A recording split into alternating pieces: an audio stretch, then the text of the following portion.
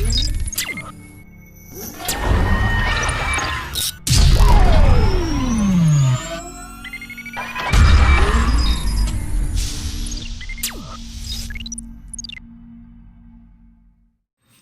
देखिए 8वां, काफी बेहतरीन क्वेश्चन है और अच्छा क्वेश्चन, लेकिन उतना पहले वाला इतना नहीं था। कह रहा है एक रिवर है जो 2 मीटर डीप है। कितना मीटर डीप है? 2 meter. Water level measuring post, जो वाटर लेवल को मापने वाला पोस्ट है, नहीं होता है पोस्ट, मतलब जहाँ पे बैठ के देखता है, इम्बेडेड मतलब धंसा हुआ है किसमें? रिवर में। रिवर के सैंड मतलब रिवर के बालू में, ठीक है। Vertically 1 meter above the surface, मतलब 2 मीटर धंसा हुआ, 1 मीटर ऊपर की ओर है, ठीक है। तब कह रहा है कि जो सूरज का रोशनी आ रहा है उस मतलब जो पोस्ट है उससे 30 डिग्री बना रहा है हॉरिजॉन्टली। तो कैलकुलेट करना है कि जो नदी का कितना दूर तक छाया रहेगा, ठीक है ना। Calculate the length of the post of the bottom of the river. तो पोस्ट का लेंथ मतलब बॉटम में कितना होगा। इस बहुत ही सिंपल सा क्वेश्चन है, इसको देखिए जरा ध्यान से। पहले इसको बना दूं, ठीक है, ठीक है। एक बार मैं इसको बना दूं, काफी हल्का क्वेश्चन है ये। देखो इसकी जो ये है वो 2 मीटर है। कितना है? 2 मीटर, ठीक है। इसमें एक धंसा हुआ है, एक लकड़ी धंसा हुआ है, ठीक है। इसको मैं ए मान लेता हूं, इसको मैं बी मान लेता हूं, इसको सी मान लेता हूं। अप्रोच ही बताएंगे, टेंशन मत लो कि क्या अप्रोच है करने का। एक यहाँ पे सन है, ठीक है, और यहां से एक रोशनी आ रही है, ठीक है, रोशनी आ गई, ठीक है। अब थोड़ा ध्यान से मेरी बात को देखिएगा, ठीक है मेरे बच्चों, थोड़ा ध्यान से इसको देखो। तो ABCD, तो ये D है, ठीक है। अब हमको कहना ये है कि अगर मुझे केवल ऊपर मापना है, पानी के ऊपर, ठीक है, तो एक बात बताइए, उसको थोड़ा 2 तरीके से समझिएगा। शैडो की बात करते हैं, शैडो, ठीक है। तो एक बात बताइए, सारा लाइट यहां से होकर जाएगा लेकिन यहां नहीं जाएगा। क्यों? क्योंकि यहाँ के लाइट को रोकने वाला कौन है? यहाँ पे बांस लगा हुआ है। तो आप देखिएगा इस बांस का छाया यहाँ तक आपको दिखाई देगा। कॉमन सेंस की बात है भाई, ठीक है। अगर ये बांस रोक रहा है तो इस बांस का छाया कहाँ तक दिखाई देगा? यहाँ तक, मतलब यहाँ तक लाइट नहीं जाएगा और इसके आगे सब मतलब उजाला रहेगा, ठीक है। कब? जब तक पानी के ऊपर की बात कर रहे हैं। लेकिन कह रहा है पानी के अंदर बताओ, deep of the water, water में क्या होगा? एक बात बताओ, छाया किसे कहते हैं? कितना लंबाई तक आपको ये बांस का प्रभाव, मतलब ये छाया दिखाई देगा?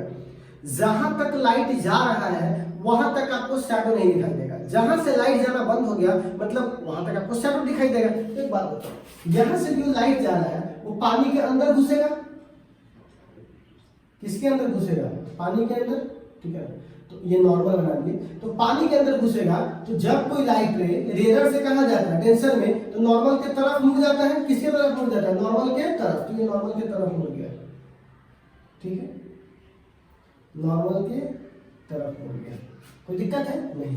तो ये इस वाले को बोलेंगे डी, इस वाले को ई और इसको एफ, ठीक है। अब एक बात बताओ, ये जो लाइट है, ठीक है ना, अगर ये पानी नहीं होता, अगर मान लीजिए ये 2 मीटर का होता, ठीक है ना, तो ये लाइट यहाँ जाता तो इससे इधर सारा जगह प्रकाश दिखता, लेकिन इसके इधर सारा जगह आपको छाया दिखता नहीं दिखता है। तो लोग धूप में जाते हो तो वो पॉल रहता है, तो क्या पॉल का छाया आपको नहीं दिखाई देता? जितना जितना एंगल पे सूरज होगा उतना पे हाइट एंड डिस्टेंस वाले सवाल में उतना पर क्या होगा? छाया बनेगा। लेकिन अगर ये सवाल में पानी नहीं होता तब तो हाइट और डिस्टेंस के मान से आराम से इसका मान निकाल लिए होते। लेकिन यहाँ पर एक समस्या क्या है कि ये लाइट बेंड कर गया, मतलब मुड़ गया, ठीक है ना, और मुड़ के इस जगह पर आ गया। तो एक बात बताए, कितना दूर तक लाइट नहीं होगा? देखिए इससे इधर सब जगह लाइट होगा। क्यों? क्योंकि यहाँ से लाइट आएगा, यहाँ से लाइट आएगा, यहाँ से लाइट आएगा।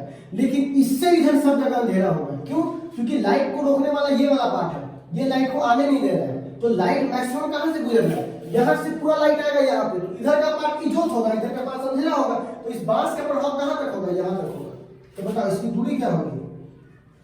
FB का मान अगर हम निकाल लिए तो यही तो हमारा प्रभाव दिखा देगा कि यह जो बांस है वो पानी के अंदर कितना दूर तक लाइट को रोक रहा है, मतलब शैडो क्या है, ठीक है। तो शैडो पार्ट कितना है हुआ?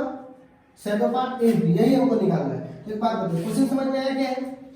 ये जो पॉइंट जो लकड़ी है यही लकड़ी से जो लाइट आ रहा है, यही लकड़ी के कारण इस लाइट को आगे आगे तो जा रहा है, लेकिन इसके पीछे वाला पार्ट अंधेरा हो जाएगा, ये सब डार्क हो जाएगा, ठीक है ना।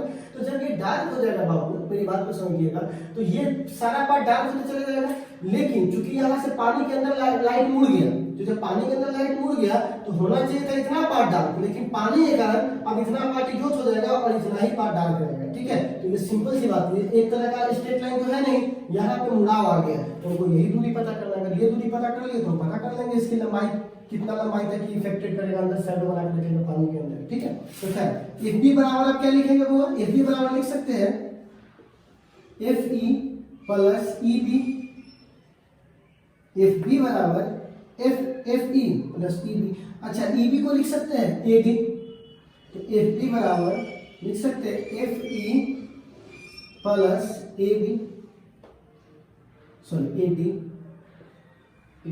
अगर हम इसका मान निकाल लिए तो हमारा सवाल कंप्लीट, ठीक है। आप इसी का मान निकालना है, तो पहले ए डी का मान निकाल लेते हैं, ठीक। एक बात बताओ, ये 30 डिग्री है, जरा समझिएगा, ठीक है। ये 90 है, ये 30 है, तो ये भी कितना हो जाएगा जरा बताइएगा, ठीक है। ये 30 है, एक बार बताइए, ये 30 है, ठीक है ना, ये भी कितना हो जाएगा 30, ये 30, ये भी 30, ये 90, तो ये कितना हो जाएगा 60 डिग्री, और ये भी कितना हो जाएगा 60 डिग्री। एकदम सिंपल सा ज्योमेट्री है, ये 30 तो ये भी 30, ये 90 तो 30 90 या 30 120 है, 120 और 60 180 डिग्री हो गया। ये 30, ये पूरा 90 होता है, तो ये 30 डिग्री कितना हो जाएगा 60। बहुत ही सिंपल सा ज्योमेट्री है, इसको आप मुझे हटा देना चाहिए, ठीक है ना। ज्योमेट्री समझाती है, इसको हटा देते हैं, ठीक है, ठीक। अब एक बात बताइए, अब हम tan थीटा का इस्तेमाल करेंगे, क्यों, ताकि इसका मान निकाल लें। इसका मान हमको पता है, क्वेश्चन में दिया हुआ है 1 मीटर, है ना, 1 मीटर ऊपर है जमीन से, ठीक है। यहाँ पे क्या लिखेंगे, from tan theta, from tan 60 degree, tan 60, ठीक है ना। तो यहाँ पर बराबर क्या हो जाएगा, tan 60 बराबर लंब बटा आधार, तो लंब कौन है होगा AD और आधार कौन है AC, ठीक। तो बताइए AD बराबर क्या हो जाएगा, AC इंटू tan 60 डिग्री। आपको पता है कि AC का मान 1 है और tan 1 मीटर है और tan 60 का मान √3 होता है, तो बताइए AD का मान कितना आ गया √3 मीटर। तो क्या हमने AD का मान नहीं निकाल लिया, तो AD का मान कितना निकाल लिया है √3 मीटर, ठीक है। आप किसका मान निकालना है, FE का, ठीक है। किसका मान निकालना है, FE का। FE कौन है, ये है, एक बात बताइए, आने वाला कोण को I बोलते हैं, तो जाने वाले कोण को R नहीं बोलेंगे, डिफ्रैक्शन IR, ठीक है। तो आप यहाँ से लिख सकते हैं tan R। सर आपने tan ही क्यों लिया है, tan इसलिए लिए है कि लंब बटा आधार, आधार हमको पता है 2 मीटर, लंब हमको नहीं पता है, तो tan थीटा हमारे लिए ज्यादा अच्छा होगा, यही तो हमको निकालना है, ठीक है। लिख सकते हैं tan R बराबर, ठीक है ना, tan R बराबर FE बटा DE। तो एक बात बताइए, FE बराबर क्या हो जाएगा बाबू, DE गुने tan R। अच्छा एक बात बताओ, FB बराबर मतलब FB सॉरी FE नहीं सॉरी FE बराबर, यहाँ से देखिएगा बहुत ही सिंपल सवाल है, FE बराबर DE का मान कितना है बाबू 2 मीटर, ठीक है, और tan R हमको नहीं पता। अगर हमको कहीं से tan R का मान पता चल जाए तो हम आराम से ये मान निकल ही गया था, ये मान निकाल के यहाँ रख देंगे, जोड़ देंगे, मान मेरा निकल जाएगा। तो हम किसका मान निकाल रहे हैं, tan R का। तो आप जानते हैं एज वी नो दैट, थोड़ा देखिएगा बहुत अच्छा आपको कॉन्सेप्ट मिलेगा। tan R, तो आपको पता है ना tan R का मान होता है sin थीटा बट्टा cos थीटा।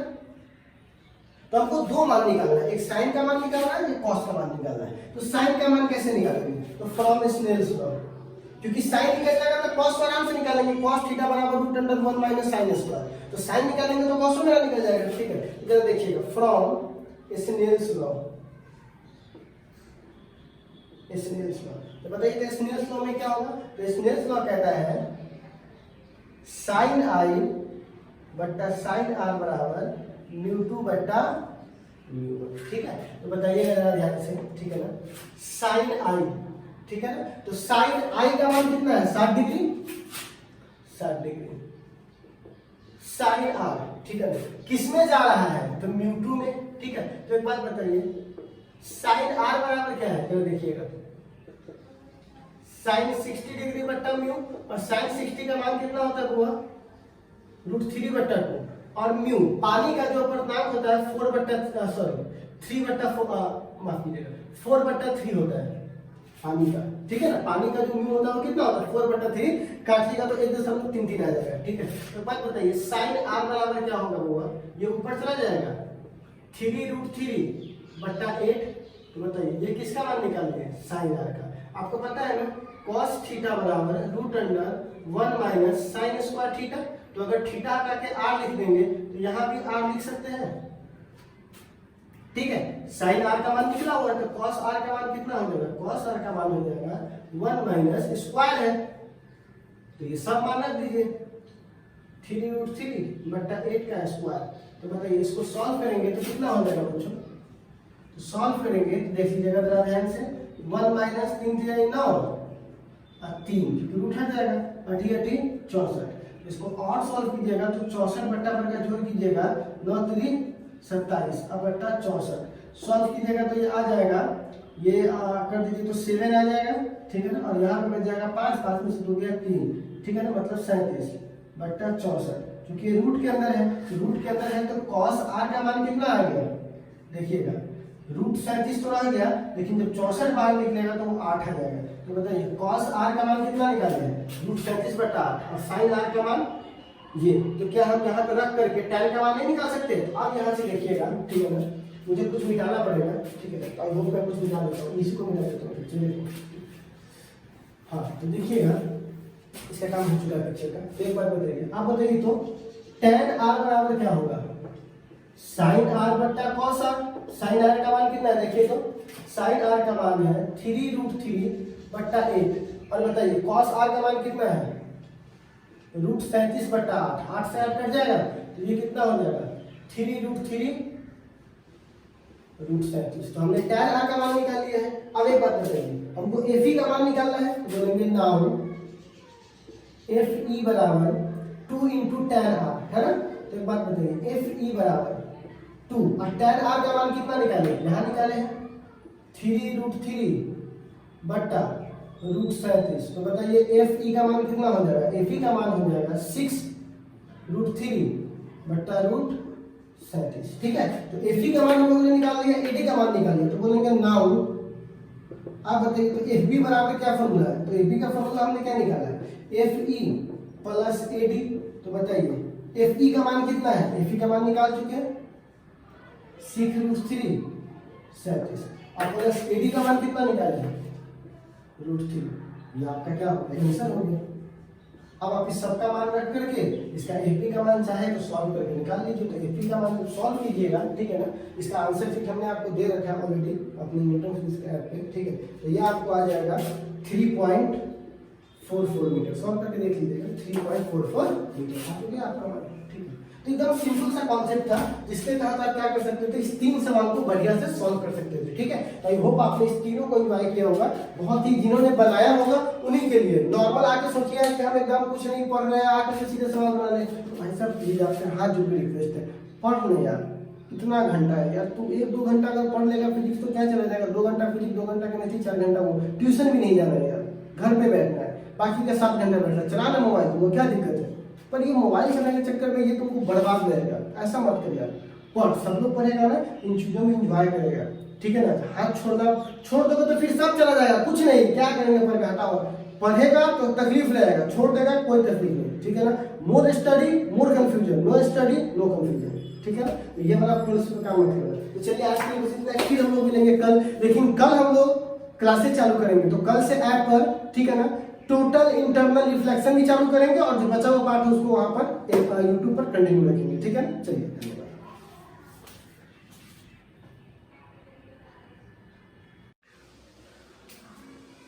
हाँ तो आप इस क्वेश्चन को देखिए, ये क्वेश्चन काफी बेहतरीन क्वेश्चन में से एक है। इस क्वेश्चन की सबसे खास बात क्या है बच्चों कि अभी तक हम लोग जितना भी रिफ्रैक्टिव इंडेक्स पढ़ रहे थे वो सारे रिफ्रैक्टिव इंडेक्स क्या थे बच्चों कि सारे जो रिफ्रैक्टिव इंडेक्स थे वो सब कांस्टेंट थे। पर ये रिफ्रैक्टिव इंडेक्स क्या है, थोड़ा वेरिएबल टाइप का है। मतलब वेरिएबल करने के मतलब इसकी जो वैल्यू है आप देख सकते हो वो बदल रही है। किसके हिसाब से बदल रही है, जिसमें भी इक्वेशन आता है मतलब वो वेरिएबल हो गया, ठीक है ना। और वेरिएबल जब भी आता है तो आप समझ सकते हो कैलकुलस का इस्तेमाल होता है, ठीक है।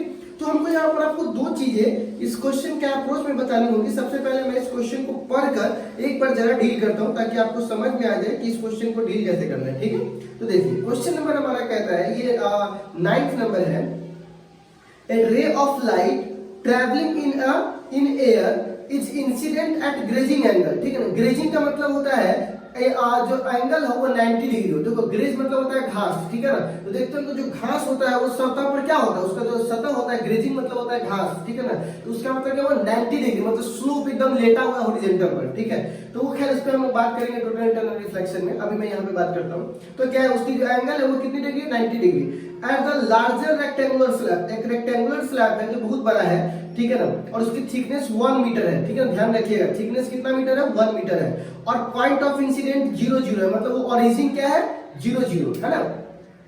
The medium has a variable index of refraction, उस मीडियम का जो रिफ्रैक्टिव इंडेक्स वो वेरिएबल है, वो नहीं भी कहता तब भी हम देख के समझ जाते हैं, क्योंकि जो भी चीज इक्वेशन में दिया हुआ है मतलब वो वेरिएबल है। के वाई, तो जो इक्वेशन है वो दिया हुआ है और k की वैल्यू दे दी गई है। ठीक है, और रिफ्रैक्टिव इंडेक्स एयर का 1 होता है, हमको वैसे ही पता है।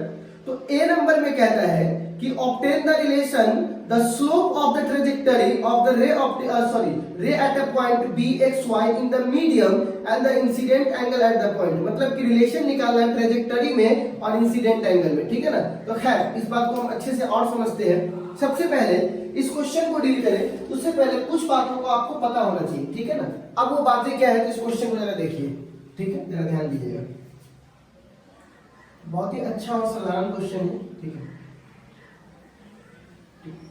अब देखिए ये एक स्लैब है, ठीक, ये भी एक स्लैब है, ठीक, और इसको हम लोग बोलते हैं वाई और इसको हम लोग बोलते हैं एक्स। ठीक है, अब देखो ये जो गया है, ठीक है, ये जो गया है, ठीक है, जरा देखिएगा, मैं जरा पिक्चर देखने से पहले एक बार इसको देख लूं क्या है। हाँ, ये जो ऐसे आया है, ठीक है ना, वो a बराबर कितना है, 0 0, ठीक है, और कुछ इस तरह से गया है, ठीक है, और इस तरह से निकल भी गया होगा। ठीक है, तो अब इसको जरा सा ध्यान से देख लें, काम आएगा।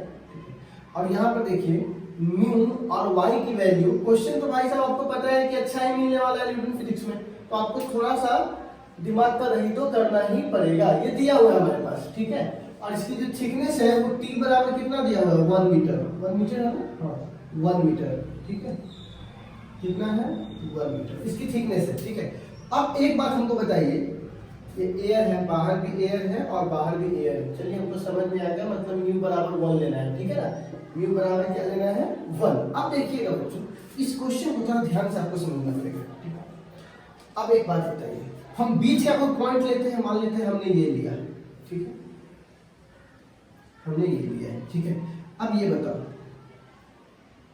ये थीटा है, ये क्या है, थीटा है।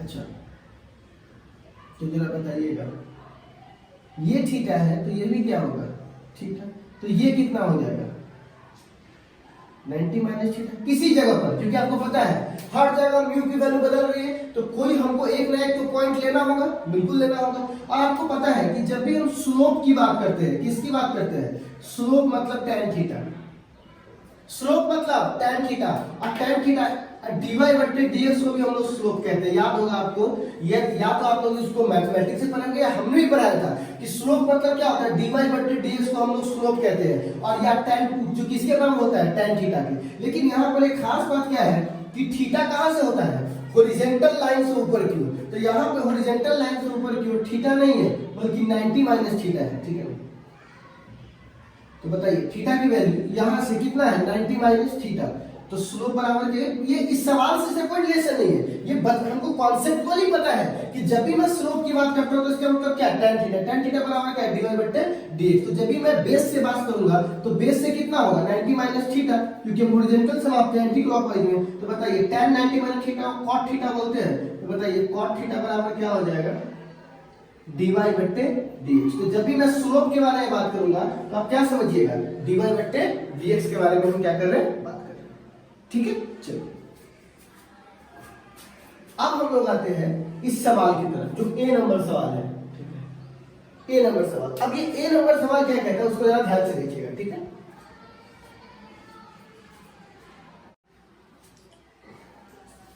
तो इसके स्लोप को जरा देखिएगा जरा ध्यान से, ठीक है। ये 0 0 है, थोड़ा ध्यान से देखिएगा। एंगल है वो 90 डिग्री के अप्रोक्सीमेट एकदम स्लोप की तरह जा रहा है, ठीक है ना। ये अप्रोक्सीमेट किसके बराबर है? 90 के बराबर है। ये एंगल एकदम स्लोप से गया है, ठीक है। तो ये 90 के अप्रोक्सीमेट है। तो अब यहाँ पे कह सकते हो, बड़ी ध्यान से जरा देखिएगा क्वेश्चन को, कि हाँ यहाँ पे कहेंगे फ्रॉम स्नेल्स लॉ, क्योंकि रिफ्रैक्शन हो रहा है। फ्रॉम कौन सा लॉ? क्योंकि 0 0 से आया है ना, पोजीशन 0 0 से इंटर किया है, ठीक है। तो एंगल कितना डिग्री? 90 डिग्री। तो स्नेल्स लॉ से क्या बोलेंगे? साइन आई बट्टा साइन आर बराबर म्यू टू बट्टा म्यू वन। तो साइन आई, तो आई का मान कितना है? 90 डिग्री। साइन आर का मान कितना है? थीटा, ठीक है।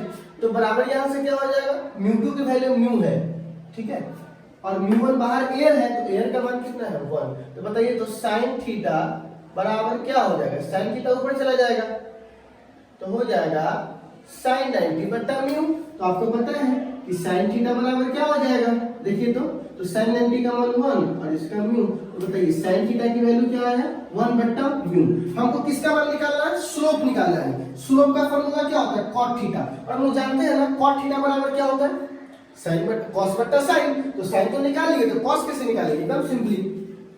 तो आपको पता है कि कॉस थीटा बराबर root under 1 minus sine square theta. तो 1 माइनस साइन की जगह 1 बट्टा म्यू का स्क्वायर। जब हम इसको सॉल्व करेंगे तो ये आ जाएगा 1 बट्टा 1 माइनस म्यू का स्क्वायर, ठीक है। तो इसको थोड़ा और अगर आप सॉल्व करोगे तो ये आ जाएगा cos theta is equal to, है ना, म्यू स्क्वायर माइनस 1 बट्टा म्यू स्क्वायर। तो इसका रियल वैल्यू आ जाएगा cos थीटा का, cos थीटा बराबर root under mu square minus 1। अब म्यू स्क्वायर रूट से बाहर निकलेगा तो म्यू, और हमको क्या निकालना है? स्लोप निकालना है, ठीक है। तो यहां पे लिखेंगे स्लोप ऑफ, जो भी है आपको, स्लोप ऑफ लाइन रे, ठीक है ना, जो भी लाइन का रे है उसका स्लोप निकालेंगे। तो cot थीटा बराबर, ठीक है ना, cot थीटा क्यों हुआ तो यहां मैं बता चुका हूं, ठीक है। तो cot थीटा बराबर क्या होगा? cos थीटा बट्टा sin थीटा। तो बताइए cot थीटा बराबर मतलब स्लोप बराबर क्या हो जाएगा? तो cos थीटा की वैल्यू रूट अंडर म्यू का स्क्वायर माइनस 1 बट्टा म्यू, और इसका बराबर क्या है? 1 बट्टा म्यू। म्यू से म्यू कट गया, तो बताइए cot थीटा बराबर क्या होगा?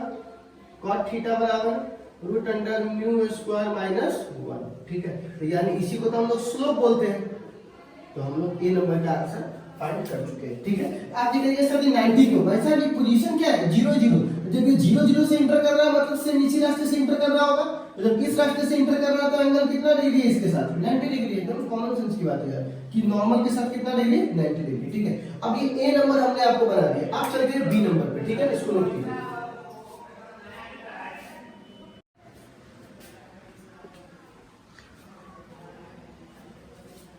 अब हम लोग बी वाले को डील करते हैं ना बच्चों। तो बी वाले में देखिए हमसे क्या कह रहा है? ट्रेजेक्टरी का इक्वेशन निकालना। ट्रेजेक्टरी मतलब होता है रास्ता, कि जिस रास्ते से ये जा रहा है उसकी इक्वेशंस क्या होगी, ठीक है। स्ट्रेट लाइन तो है नहीं कि हम लोग लिख देंगे y बराबर mx प्लस c, ठीक है। तो अब ये रास्ता का हमको इक्वेशन निकालना। तो आपको पता है सर्कल का equation, hyperbola, parabola, straight line, उसी तरह एक रास्ता है जिसका इक्वेशन निकालना। तो किस टर्म में? x और y के टर्म में। बहुत ही सिंपल है, जरा देखिएगा कैसे निकालेंगे। तो आपको पता है sin i बट्टा sin r बराबर म्यू टू बट्टा म्यू वन। तो आप एक बात बताइए, साइन आई की जगह 90, साइन आर की जगह थीटा बराबर म्यू टू की जगह म्यू बट्टा 1। तो एक बात बताइए, यहां से क्या लिख देंगे? म्यू बराबर साइन 90 का मान 1, और यहां पर क्या लिख देंगे? साइन थीटा, ठीक है। दोनों तरफ पे स्क्वायर करेंगे तो लिखेंगे स्क्वायरिंग बोथ साइड। यहां से देखिए तो क्या हो जाएगा? म्यू स्क्वायर बराबर 1 बट्टा साइन स्क्वायर थीटा। और आपको पता है बच्चों अच्छे से कि 1 बट्टा साइन स्क्वायर थीटा को कॉसेक स्क्वायर थीटा बोलते हैं। तो 10वां वाला बात है। और ये भी आपको पता होगा अच्छे से कि कॉसेक का फॉर्मूला होता है 1 plus cot square theta. Cosec theta बराबर होता है 1 plus cot square theta. Square लाएंगे तो रूट हट जाएगा, तो म्यू स्क्वायर बराबर क्या हो जाएगा? 1 प्लस कॉट स्क्वायर थीटा। और आपको ये बात भी अच्छे से पता है कि 1 प्लस कॉट स्क्वायर थीटा की वैल्यू यानी स्लोप की वैल्यू हम लोग निकाल चुके हैं। कितना होता है? dy बट्टा dx का होल स्क्वायर। क्या हम इस म्यू की वैल्यू यहां से रख सकते हैं? बिल्कुल रख सकते हैं, क्योंकि म्यू का मान y के टर्म में है। ठीक है, हमने एंगल को हटा दिया और y लिया है, क्योंकि वो y और x का मान निकालना है। हमने म्यू को हटा दिया और y लिया है, तो यहाँ पर आप कह सकते हो म्यू बराबर, ठीक है ना, ky के पावर 3/2 प्लस 1 का पावर हाफ और इसका भी स्क्वायर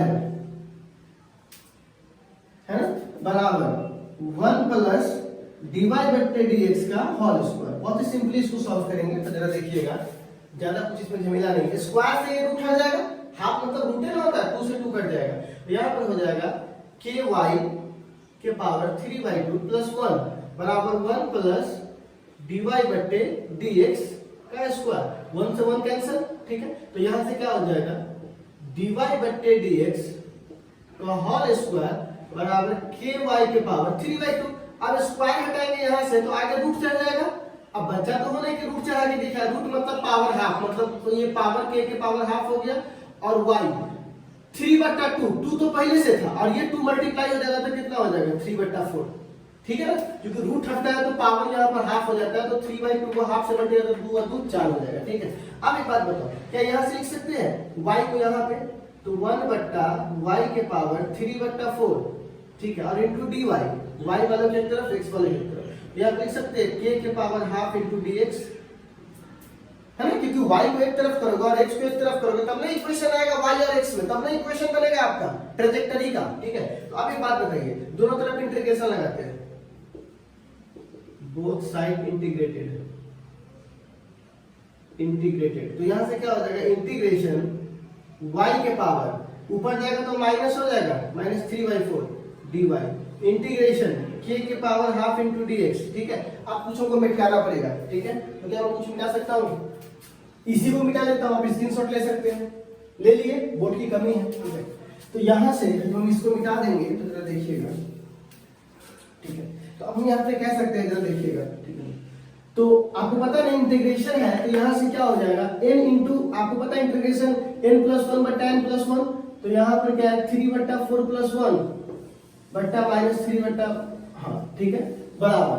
और आपको पता है k कांस्टेंट है, बता चुके हैं k क्या है, कांस्टेंट है, उसकी वैल्यू 1 है, क्वेश्चन में देख लीजिए, तो कांस्टेंट बाहर आ जाएगा और अंदर क्या बच जाएगा dx। ठीक है, तो y के पावर, y का फॉर्मूला क्या हो जाएगा, इधर चला जाएगा तो क्या हो जाएगा -3 + 4/4, -3 + 4/4, अब बराबर, और आपको पता है ना kx का dx का इंटीग्रेशन सीधे x हो जाएगा, है ना, dx का इंटीग्रेशन सीधे क्या हो जाएगा x। ठीक है, तो यहाँ पे क्या हो जाएगा, क्योंकि हम ये पढ़ चुके हैं कि पावर 0 है तो n 0 + 1 बट्टा 0 + 1, तो सीधे x से ना बच जाएगा। तो आप देखिएगा यहाँ से लिख सकते हैं 3 में से 4 तो 1/4, और ये तो ये 1 हो जाएगा, तो यहाँ पर क्या हो जाएगा 1/4 बराबर k के पावर हाफ इंटू x। तो बताइए 4 ऊपर चला जाएगा तो 4y 1 प्लस, और प्लस में इंटीग्रेशन में c लग जाता है, क्योंकि अगर कोई कांस्टेंट वगैरह होगा तो बगल में जाके चढ़ जाएगा। अब सवाल है कि ये c क्यों लगता है, इसके लिए एक पूरा सेपरेट क्लास है, क्योंकि डिफरेंशिएशन में बहुत सारा टर्म कांस्टेंट का डिफरेंशिएशन 0 होता है, तो मान लीजिए कोई ऐसा टर्म 0 हो गया होगा तो वो इंटीग्रेशन में क्या हो जाएगा ऐड हो जाएगा, अगर होगा तो चलिए मैं यहाँ पे चेक कर लूंगा कि है कि नहीं। तो x इंटू k के पावर 1/2 x प्लस c, ये आपका क्या हो गया इक्वेशन ऑफ ट्रेजेक्टरी, ये y है और ये x है, दोनों के बीच में रिलेशन है, तो इसको क्या बोलेंगे, होगा इक्वेशन ऑफ ट्रेजेक्टरी। ठीक है ना, ट्रेजेक्टरी का क्या है बाबू इक्वेशन से, आप मेरी बात समझिएगा। अगर ये 1 1 होता तो स्ट्रेट लाइन का होता, अगर कुछ होता तो जरूरी है कि दुनिया में हर चीज एकदम रेगुलर ही हो, स्ट्रेट लाइन, सर्कल, हाइपरबोला, कुछ भी तो पाथ हो सकता है। तो इस पाथ का इक्वेशन क्या है, ये है। ठीक है ना, अब सवाल है कि सर c की वैल्यू क्या है, तो एक बार जरा बताइएगा, इसको मैंने मिटा दूं ना, मिटा गया तो ये मिटा जाएगा, ठीक है, स्क्रीनशॉट आप ले लेना। ठीक है, तो एक बात बताइए, जब आप इसको मिटाइएगा तो जरा लिखिएगा, अगर मान लीजिए कि मैं यहाँ पे देखिएगा y बराबर 0 और x बराबर 0, ओरिजिन पर देखिए, अगर कुछ कांस्टेंट होगा तो यहाँ पर होगा, नहीं होगा तो 0 होगा, तो y और x 0 रखिएगा, y 0 x 0, तो एक बात बताइए c बराबर भी क्या आएगा 0, क्योंकि y 0 तो ये पूरा टर्म 0, x जीरो तो ये पूरा टर्म जीरो, तो c बराबर क्या है जीरो, मतलब अगर y जीरो हो और x जीरो हो तो c बराबर क्या मिलेगा आपको जीरो, मतलब यहाँ पे कांस्टेंट की कोई वैल्यू नहीं है। तो सीधा सीधा इक्वेशन आपके लिए क्या हो जाएगा, मेरे पे सीधा सीधा इक्वेशन हो जाएगा 4y, क्योंकि c का मान तो जीरो है। अगर होता तो यहाँ रख देते,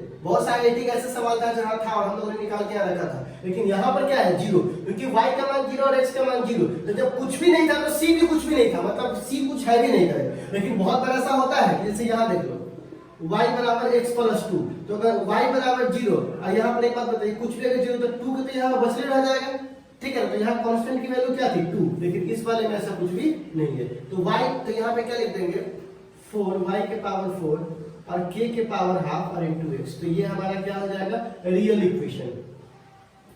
c को ऐड किया था लेकिन c का कोई काम यहाँ पर नहीं, क्योंकि c का मान क्या है जीरो है, ठीक है। तो आई होप आपने, अगर आपने थोड़ी सी भी नॉलेज पिछले वाले क्लासेस में गेन की होगी तो आपको ये चीजें आसानी से समझ में आ रही है, ठीक है। अब चलिए इसके बाद हम लोग सी नंबर सवाल पे चलते हैं इसका, ठीक है, इसको नोट कीजिए। तो सी नंबर सवाल बहुत आसान है, क्योंकि ये हमसे कहता है, ठीक है, सी नंबर सवाल का आंसर देखिएगा, ये हमसे कहता है कि टॉप पोजीशन पे, कौन से पोजीशन पर, टॉप पोजीशन पे हमारा इक्वेशंस क्या होंगे, ये नहीं कह रहा है टॉप पोजीशन का कोऑर्डिनेट क्या होगा, इस पोजीशन का कोऑर्डिनेट क्या होगा। तो एक बात बताइए, ये पोजीशन यहां से y एक्सिस में कितना दूरी रखता है, तो अगर y बराबर सी नंबर में y बराबर 1 है और हमको कोऑर्डिनेट बताना है किसका, इस वाले पोजीशन का, जब ये इमर्ज कर रहा है। तो एक बात बताइए y बराबर 1, तो बताइए तो x बराबर क्या आएगा, तो जरा देखिएगा 4 बराबर k हाफ इनटू x। तो एक बात बताइए x का मान निकालना है 4, y का मान 1 रखना है, तो 1 के पावर 4 बराबर k का मान भी 1 है, देखिए हवा में k का मान क्या है, बाहर के लिए 1 है, तो 1 है k का मान। अब एक बात बताइए हाफ और इनटू x, तो बताइए x बराबर क्या हो जाएगा 4। तो एक बात बताइए कोऑर्डिनेट क्या हो जाएगा 1 4, क्योंकि सॉरी 4 1, क्योंकि कोऑर्डिनेट क्या लिखा था हुआ xy, ठीक है। तो बताइए टॉप पोजीशन का कोऑर्डिनेट कितना हो जाएगा 4 1, एकदम सिंपल सवाल था। अब डी नंबर सवाल देखिएगा, डी में कहता है हमको आप ये बताइए कि ऊपर का एंगल क्या होगा, मतलब ये इमर्जेंट एंगल क्या होगा, ठीक है ना, जब ये इमर्ज कर रहा है। तो एक बात बताइए डी नंबर की ओर, ठीक है। तो डी नंबर सवाल बड़ी अच्छा सवाल है फ्रॉम स्नेल्स लॉ, बताते हैं कैसे। देखो ये कहता है कि जब ये बाहर निकलेगा तो इसका जो एंगल है वो कितना होगा, ठीक है ना, मतलब इमर्जेंट एंगल क्या है। तो बहुत ही सिंपल सा फॉर्मूला है स्नेल्स लॉ से, sin i बटा sin r बराबर μ2 बटा μ1। अब एक बात बताओ, sin i की जगह क्या है 90 डिग्री,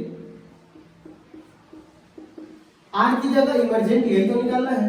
अच्छा जिसमें जा रहा है तो किसमें जा रहा है, एयर में, किससे जा रहा है, तो यहां भी तो एयर है, एयर है, ठीक है। तो बताइए sin e बराबर 1 बट्टा, क्योंकि sin 90 का मान 1, sin e 1 बट्टा 1, तो मतलब 1 हो जाएगा। तो बताइए sin e बराबर 1, तो एक बात बताइए तो e बराबर कितना डिग्री 90 डिग्री, क्योंकि sin थीटा 1 तभी होता है जब थीटा कितना डिग्री होता है 90 डिग्री। तो बताइए इमर्जेंट एंगल का मान भी कितना हो जाएगा 90 डिग्री।